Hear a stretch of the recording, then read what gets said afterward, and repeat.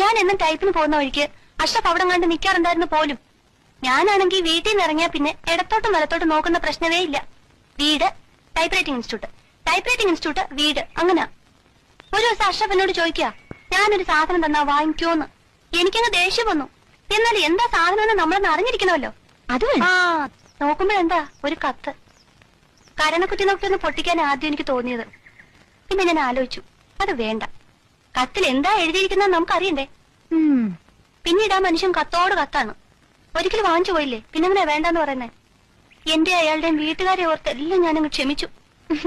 ഒരു ദിവസം അഷ്റഫ് എന്നോട് പറയാ, ഒരുപാട് സ്വകാര്യം പറയാനുണ്ട്, സ്കൂൾ ഷെഡിന്റെ പുറകിലോട്ട് വരാവോന്ന്. അതാ കുഴപ്പമായ. ഞങ്ങൾ അവിടെ സംസാരിച്ചോണ്ട് നിൽക്കുന്നത് ആരാണ്ടൊക്കെയോ കണ്ടുപോലും.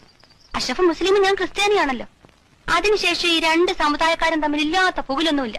അടിപിടിയും ബഹളം ഒന്നും പറയണ്ട, ഞാനിങ്ങ് പോന്നു. എന്റെ ഭാഗത്ത് എന്തെങ്കിലും തെറ്റുണ്ടോ? ഏയ്, ഒരു തെറ്റുമില്ല.